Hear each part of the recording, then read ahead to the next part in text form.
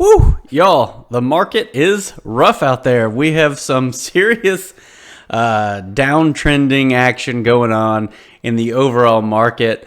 I just sold this past week 100% of one of my positions. And if you've seen some of my earlier videos on this channel, I don't take selling lightly. I consider buying stocks easier than selling stocks. So I basically sold out of 100% of one of my biggest, it was my second biggest position between both of my portfolios. We're about to get into it. This is also going to be kind of a 3-month recap vlog on the channel. We've been around just over 3 months now, and it's been a lot of fun. We've pulled in some subscribers, some likes, some views, all that stuff, and it's been a lot of fun. It's been definitely a really cool experience for me starting a YouTube channel, which is something I've never done before. Anyways, so the stock I sold 100% out of was Zoom. I've been holding Zoom since maybe the end of 2021, definitely the beginning of 2022. This is a stock that I learned a hard lesson on coming out of the COVID crash and the run after the COVID crash. I got back into going heavy into a long-term portfolio, and Zoom I bought at a very high PE because it had great growth. And I thought coming out of the pandemic that it was going to continue great growth even as the pandemic slowed down and things got back to in the workplace. I thought Zoom was going to really use that opportunity to grow at an exponential rate. I was wrong. I was completely wrong. This was one that they had a lot of growth going on in that 2021 into 2022. The market crashed in 2022. I had bought pretty high. It was a dip, but I had bought high, and it crashed and crashed and crashed. I definitely bought more shares at the bottom, and luckily I lowered my cost average down quite a bit. But I still sold this stock at a loss. And the reason I sold it was because the fundamentals just weren't there. It wasn't growing. The projected growth is very minimal. They're only growing revenues at, a few percent, year over year.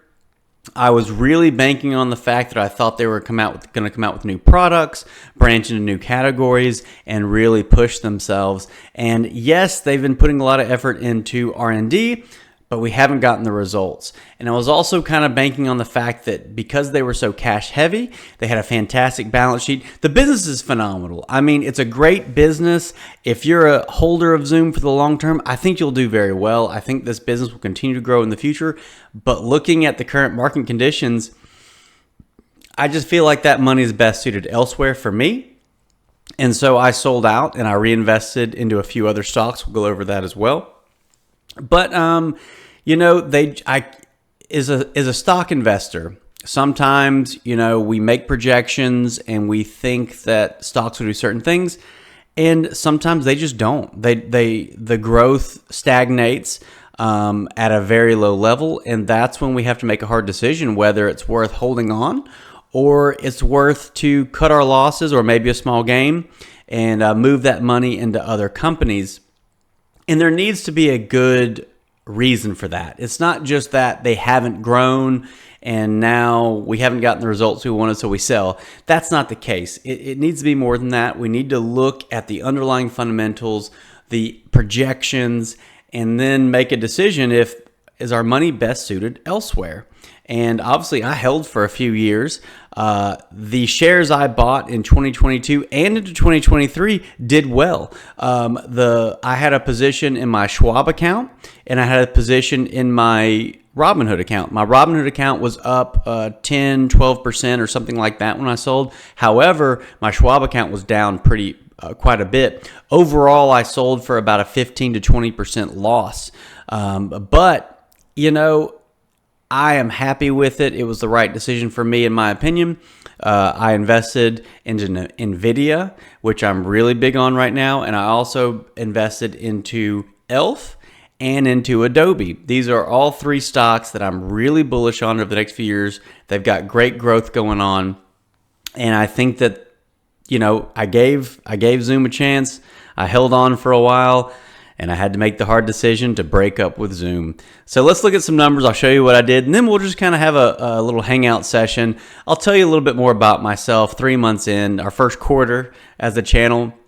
And we'll just kind of hang out for a few minutes, and I'll tell you what I've been up to and some other things I've got going on in my life. All right, looking at Zoom here on Macro Trends. Also, if you're new to the channel here and just checking in, my name is Trey. This is Investing by Numbers. We go over stock market stuff. I keep you up to date on my stock portfolio, the stocks I'm buying, and my type of how I value stocks. And so if you're into that kind of thing, like, subscribe. Definitely hit that thumbs up button. It really helps out small channels like us. And if you're into that kind of a community around the stock market, this is a great place to be, even though we're a small channel. But being a small channel, I'm able to respond to all comments. We can get a little more personal than some of the bigger channels. So if you have questions, comment below. You know, I share my successes, my failures, but nothing's a failure if you learn from it and you're able to make a great opportunity moving forward. Sometimes we make decisions here when it comes to investing, and sometimes they just don't go the way we want. That's why we stay diversified. That's why we study as much as possible. We look at these companies. That's what we do. If you're into that, subscribe, follow along, be a friend. I'll be your friend.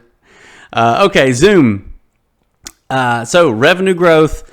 This is revenue growth quarterly, trailing 12 months. As you can see, back here, 2020 into 2021, we were having fantastic growth, and then it's just plateaued, and it just hasn't picked up over time. Not a bad graph, but it's not great. And other companies out there, they've just got more stuff going on than Zoom. Here's net income. We had huge net income around the COVID boom. We had a decline. This was a period where, it was a really crazy time during the COVID crash, and a lot of stocks were skyrocketing. So what happened was, to meet demand, a lot of these companies had to hire a lot and boost their business models. And as everything went back to normal, then a lot of companies like Zoom had to start cutting, employees they just hired. It was a really difficult time for a lot of companies. So that's what you see here. Quarterly net income. We had a boost, then we had a big decline, and even got negative here, and then we kind of leveled out. And obviously, they're kind of going back to the positive. I mean, they really are. Net incomes are growing again. They're just not growing fast enough for me. So let's check out the. And balance sheet, they've got a phenomenal balance sheet. I mean, like I said, if you're an investor in Zoom, I think they're great for the long term. I just don't think that you're going to have as much growth in the stock price as other companies out there. But I do not think that investing in Zoom is a bad investment. I just think that, they've really got to execute on some things to get some growth. And I just don't want to be waiting out of hope, for something to happen here, and that's what's going on. Total assets almost 11 billion, total liabilities just over 2 billion, and we've got almost 7.8 billion in cash. So phenomenal balance sheet. I mean, fantastic. Really one of the best balance sheets out there. PE ratio I like to look at. Let's see. Let's zoom in here. We'll zoom into the last couple of years. It's hard here because that negative quarter they had with net income is what you're seeing here with PE ratio. That'll make the PE ratio skyrocket out of whack before it bounces back out again. But Zoom, we 30s, 22, 21, 24. We've stayed, in the 20s for the past couple years in Zoom, and so. Looking at this, if you're looking for a deal, I would say like under a 20 PE here, but still, if we go to their income statement, that's where we'll see that there's just not a whole lot of growth happening as far as revenues go. We had big growth here, 622 million to 2.6 billion from 2020 to 2021, and then almost 4.1 billion in 2022, and then in 2023 we saw right there 4.1 to almost 4.4, slowing down, 4.5, 4.6. So it's definitely stagnated. Guys, like I said, I sold it. Sometimes it happens where you hold out for something and then immediately you sell your stock and everything shoots off, and that could definitely happen. And yes, that would be very disheartening. But with the numbers, and right now with the recent dips in the market, we've seen this correction territory we're in. It's just hard not to buy stocks like Nvidia and ELF and some of these stocks that have a lot of growth, and or the analysts predict more and more growth going on. Right now with Zoom, unless something drastically changes, there's just not a whole lot of growth. They don't really have any new products coming out. They are focusing on a lot on how AI can improve their product, and that is great, but it's just not enough right now. It's not enough. So that's about it for that. Like I said, I bought Nvidia, and I bought ELF, and I bought Adobe. Those are the three stocks right now I'm really bullish on.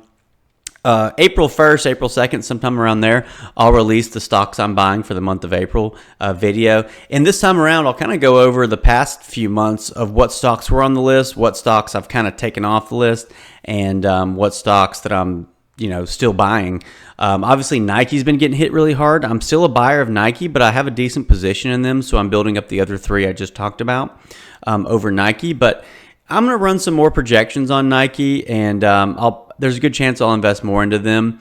Luckily, I've had an influx here. I've had some more closings as a real estate agent coming through lately, and so I've had more money to invest, which is fantastic. The year started out pretty slow, but it's picked up.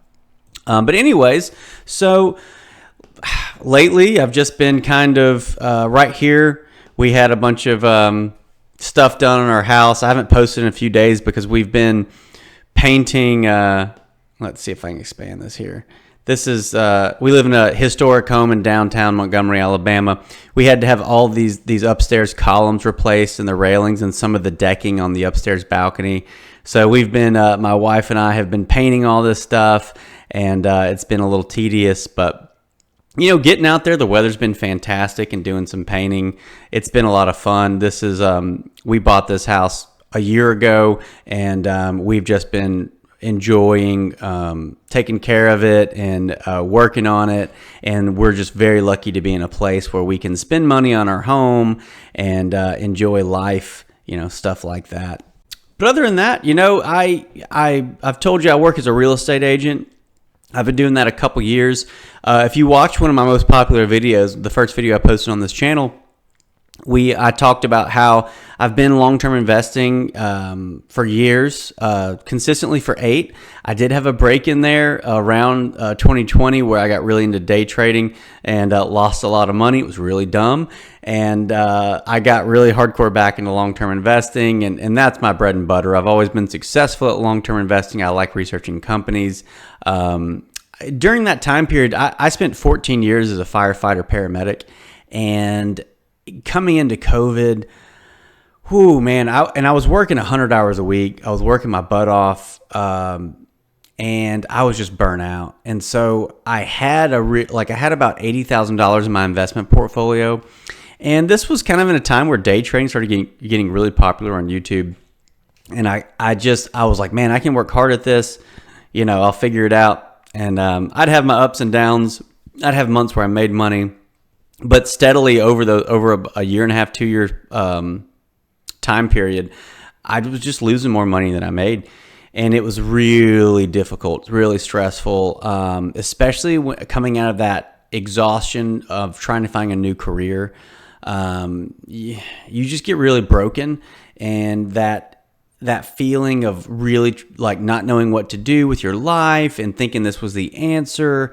And it just wasn't, And in those moments of desperation, sometimes those are the times when, if you're not careful, you can make really bad decisions. And luckily, I kept my losses in check. I'd lose, some money, and then I'd be able to recoup it through, at the time, the market was doing great. So a lot of times I'd lose some money. I'd put all my portfolio back into some investments, some safe ones, and they'd make it back pretty quick during that time. But overall, if I would have stayed in my previous positions, I would have had much more money through all that period. So after a couple years of just kind of seeing that cycle and seeing those numbers, it was like, man, what am I doing? I got to get back into the long-term game. And I did. I wish I would have done it sooner, but I can't really fault myself for trying something new.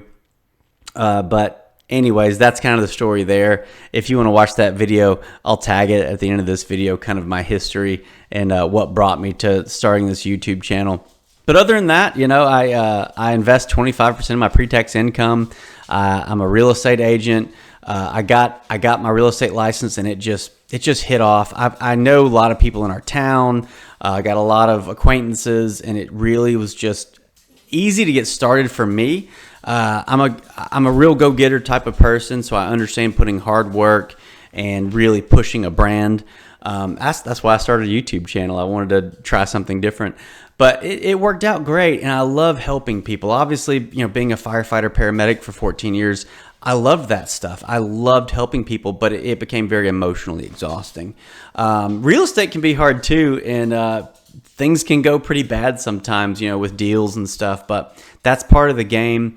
Luckily, with this job, no one's life is on the line as it was back when I was a medic, but sometimes it's still just as stressful, just in other ways.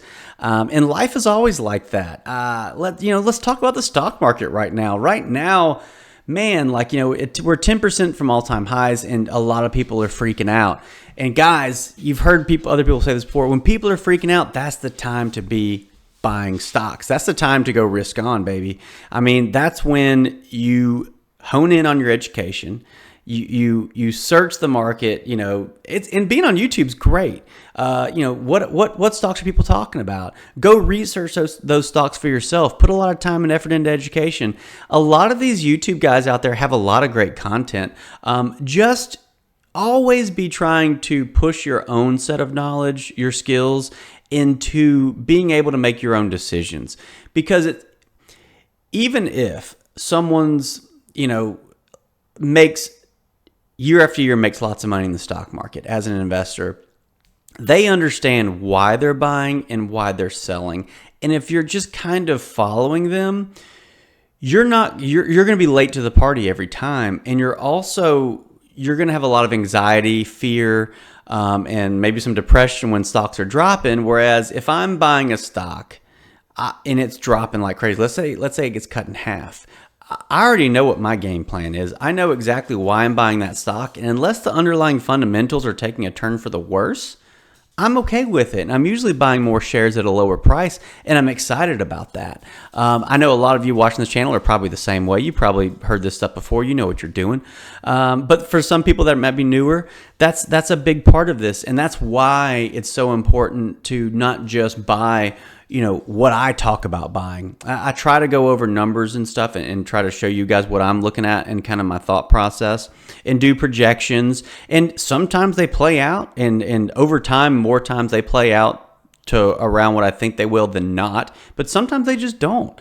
And in the situation with Zoom, it's just a company that is a great company. It is a great company. It just doesn't have the growth right now that other companies do. And that doesn't mean they won't in the next few quarters. They could explode. They could release a whole new line of services and stuff like that, and things go crazy. And I'll be over here crying because I sold all of it. But I invest by numbers, and that's investing by numbers is the name of the channel. I got to look at the numbers. I got to look at what's going on. I got to look at what's likely to go on in the future based on what the company is doing and has done. And so that's kind of the thought process there. But other than that, things have been great. It's always exciting. It's hard to watch your portfolio go down, but it's a lot of fun to be finally seeing certain stocks in a value territory. NVIDIA. I really like NVIDIA, and I've never been a shareholder. They've always been too overvalued, in my opinion, in the past for me to buy. And at the beginning of this channel, I was saying, hey, under $127 a share. That was a PE ratio, the 50 PE mark for NVIDIA. I was like, I'll buy it under a 50. And as soon as it dropped below 127, I started buying it. And then with their most recent earnings, the 50 PE moved all the way up to like $150 a share. So, I mean, right now, I'm still a buyer, definitely under 135, possibly higher. But it depends on what other stocks are doing that I like as well. But other than that, enjoying life. One thing I'm really into is I'm a home brewer. I've been a competitive home brewer for about, I don't know, 6 or 7 years or so. I got really into it right around the time I got married. And I love craft beer. I was a big fan of import beers back in my late teens and early 20s, probably before I should have been drinking them. But big fan of all that stuff. And so when I had a little more time on my hands, my wife got me a homebrew kit, and I just became enthralled in it. And one of my best friends owns a local brewery here in Montgomery, Common Bond Brewers, and I've spent a lot of time brewing with him and learning from him, and I've competed nationally all over and won some medals and stuff, and just really enjoy that. It's so great to learn something new, something you're interested in, and progress upon that knowledge. And it really, more than just learning a hobby or learning something fun, it pushes your knowledge and your skill set into understanding other ideas and new things, and just getting the most out of life, which is something I really enjoy. And being able to share that type of thing with other people is a lot of fun. Friends coming over, and I get to, I built my own kegerator. I have an old deep freezer, and I've got, I can have 4 beers on tap at a time, and just being able to hang out with my friends and have a couple of beers, smoke some cigars on the back patio and stuff like that. It's just a lot of fun.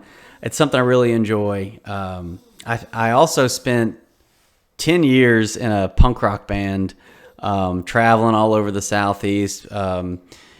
If you're into punk rock, I got to record our band's last record with a famous punk rock band from back in the 90s into the 2000s. If you're interested in knowing what band that was, comment below and I'll tell you. But the lead singer has a studio in Atlanta, Georgia, and our band was able to put out a record with them, and that was, a big part of my 20s and into my early 30s. But as I got older, I was working, full time on the ambulance, gigging on my days off and all night on the road, and probably partying a little too hard, but it gets a little draining. And so these days I'm pretty boring. I like to be home. I cook dinner. I love to cook.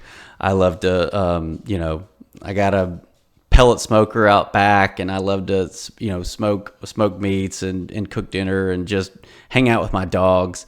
I'm a big movie guy, as you can, Creature from the Black Lagoon back there. Huge movie buff. I love horror movies. I've, action, sci-fi, all the stuff. I grew up in a big movie music family, and that was just something we did for fun.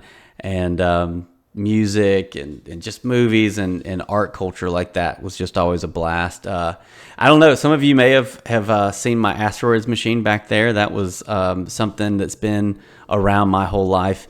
My aunt and uncle had that Asteroids machine in their guest bedroom when I was a little kid. And when I got my first house in my early 20s, they were looking to get rid of it, and so they gave it to me. And so I drove down to Crestview, Florida, where they lived. It was just about a 2.5 hour drive from Montgomery, and picked it up. At the time I had an 87 F-150 that barely got me down there and back, but it was my work truck, and so I picked it up, and I've had it ever since. It needs a little bit of work right now. I've actually thought about actually not donating it, but it takes up a lot of space. We've lived in this house for about a year now, and this room here is actually the only bedroom downstairs in our house. And eventually we're thinking about making it the plan is to make it our our guest bedroom. And it's kind of small. It's not a huge bedroom. So with having like a queen bed in here and like a desk, it would take up all the room. So that machine I'm going to have to do something else with. And I don't want to take it upstairs. So I'm thinking about getting it tuned up and letting it hang out at the local brewery I was telling you about. Let them kind of hang on to it and let it get some use. I don't play it much these days. I played it a lot as a kid. But other than that, like any of this stuff you're interested in, comment below. If you're a movie guy, if you're a music person, if you've played any bands or anything like that, that's kind of the stuff that I've done, most of my adult life. Even in my teenage years, I grew up as a skateboarder. always kind of an outcast, and find myself here now nerding out on stocks and stuff on YouTube is pretty hilarious. Being that I was a punk rocker, skateboarder, rebellious type of kid, and these days I'm such a rule follower. I'm lame as shit, man. Like I just spend a lot of time hanging out at home with my dogs and trying to do good in the world. I volunteer at our local dog shelter or animal shelter.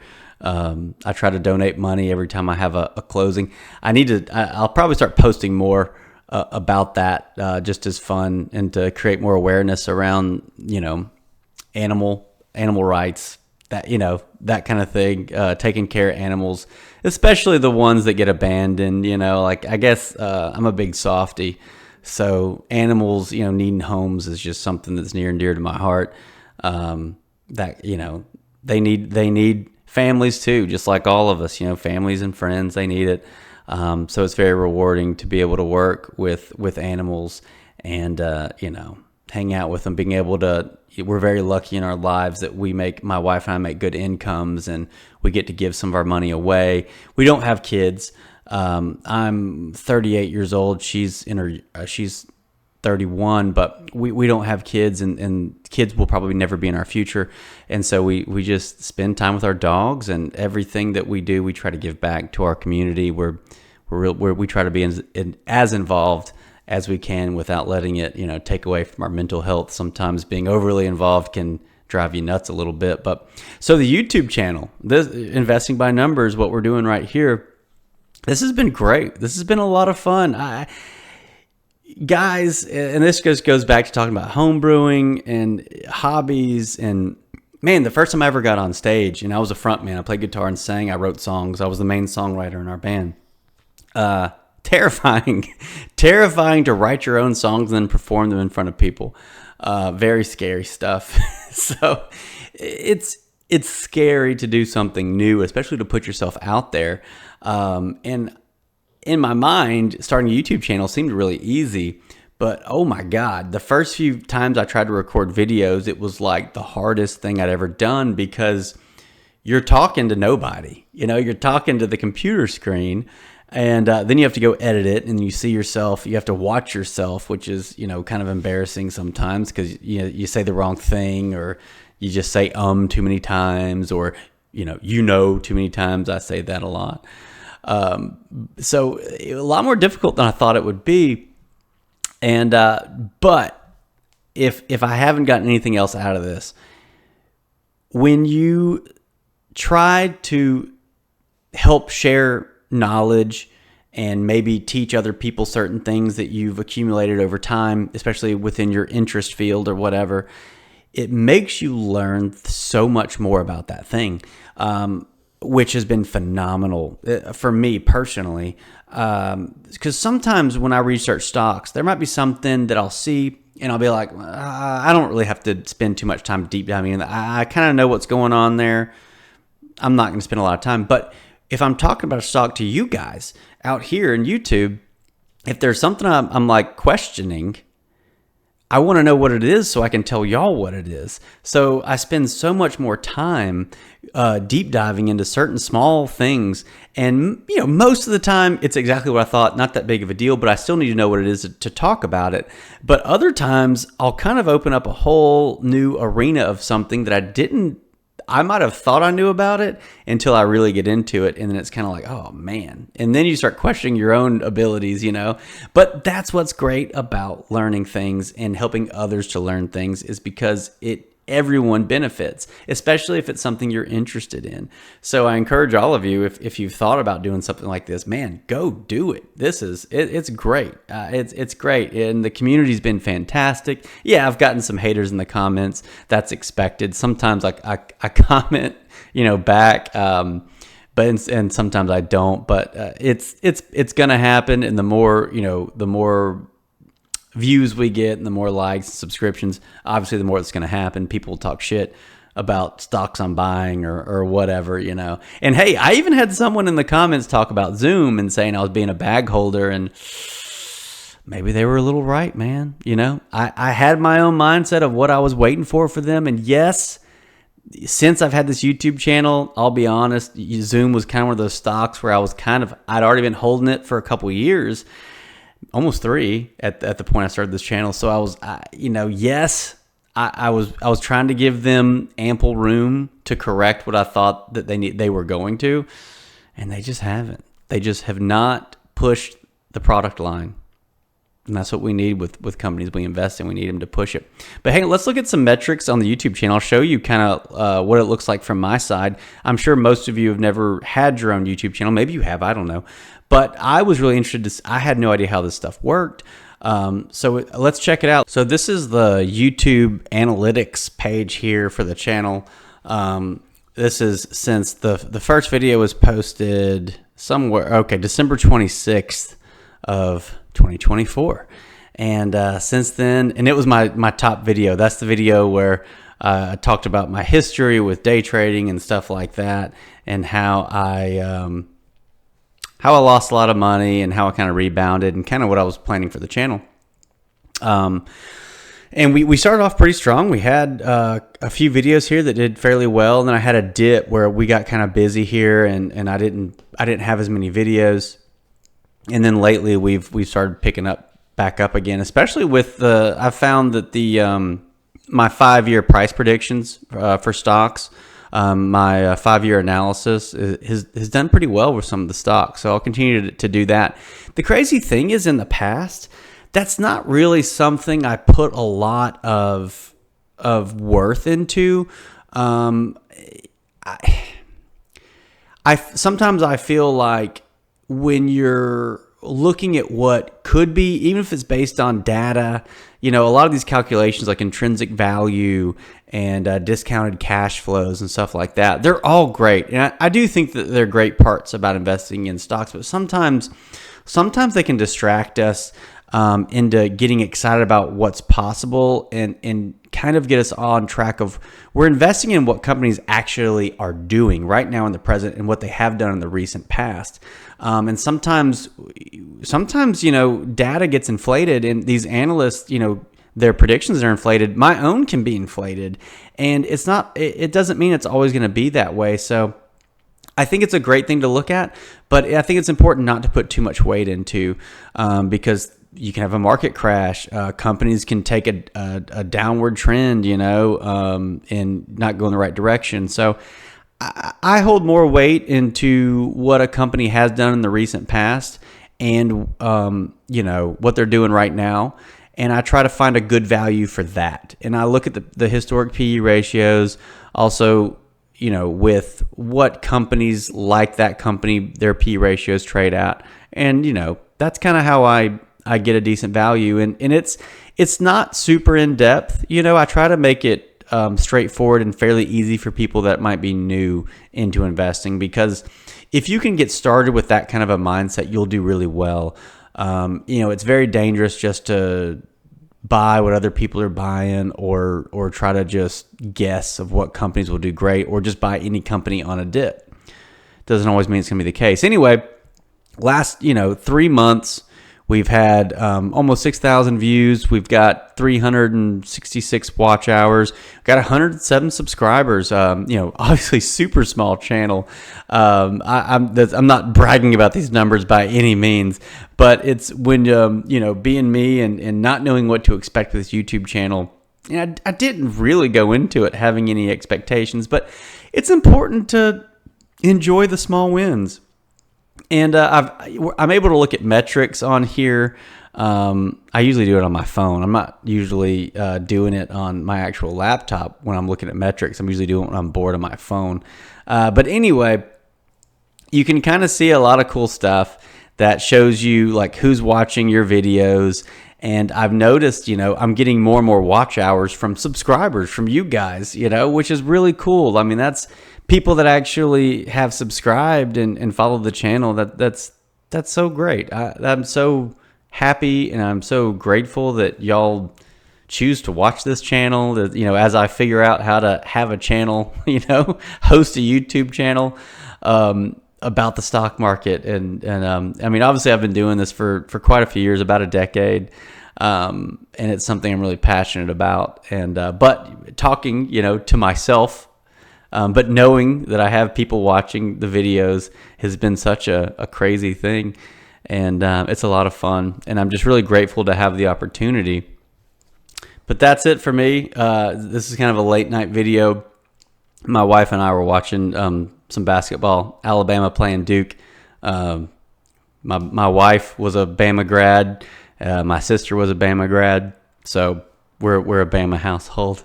So we were doing that, and then she got in halftime hit, and she went up to bed. But I'm kind of a late night owl. I usually stay up till 11 or so, if you want to call that a night owl. But I'm a late riser. I like to sleep in until like 8 o'clock. I don't like getting up early. That's why real estate's so great. Nothing really starts happening until after 8 o'clock. But that's it. Just kind of a vlog. I want to be more personable with this channel. I want to get a little more, get to know some of y'all. I think it's fun. The other channels I follow, sometimes you just want to know the people that you're watching their videos. And even though we have a very small channel and only, a little over 100 followers or subscribers, maybe there's 10 or 15 of you that have been pretty active. Comment below if you have been. Comment below if you watch all the videos I post. I like to know, who's active. But maybe you're interested, maybe not. And if you're not, you probably aren't watching right now. You probably already turned the video off. But anyways, I think it's cool. I think it's fun to have a community. I'm all about community. I'm about transparency and, living life to the fullest, even if it means sitting on my couch, watching a movie with my dogs at 8 o'clock every night. That's me. That's what I do. I'll get out here and there, but I think I lived it up pretty hard in my 20s. So being in my late 30s is nice to have a nice home and be at peace and be excited about life. And that's why I started this channel, because investing has been one of those things in my life that's been a staple. And no matter how crazy things get, it's been my the place where I can stay grounded, and it keeps me on the right track with my daily life as far as spending goes. My wife and I, we have a nice house. If to us, it's nice, and but we don't spend a whole lot of money on a lot of things. We drive. I've got a 2018 Jeep Cherokee. She's got a 2016 Kia Optima. We might be due for some new cars, but we don't spend a lot of money on stuff like that. We're not flashy. We I brew my own beer, to drink. It saves me some money, but also it's a passion. That stuff's fun. But I did get into that to save money because craft beer is so expensive. But anyways, cheers to all of you out there. Right now I'm drinking a homemade IPA. If you're an IPA drinker, it's got Citra, Mosaic, and Mackenzie hops in it. Pretty delicious. But that's it, guys. I hope you'll have a great rest of your weekend. Right now, this is Saturday night around almost 10 o'clock. It's been a pleasure. Not going anywhere anytime soon. This has been a blast doing this YouTube channel. This video's gone on long enough. Me rambling. I can do that, man. I can ramble. Anyways, comment below. Tell me about yourself. Tell me, if you're a follower of this channel, tell me something. If there's something that we relate on, talk about it. I love that stuff. I love when people talk about the stocks they're buying, or even just something stupid. If you want to talk about asteroids or the creature from the Black Lagoon or anything, comment. I mean, that's what we're here for. It's more than just stocks, man. It's a community. Anyways, I promise I'm done now. Y'all catch y'all in the next video. Have a great weekend. Good night.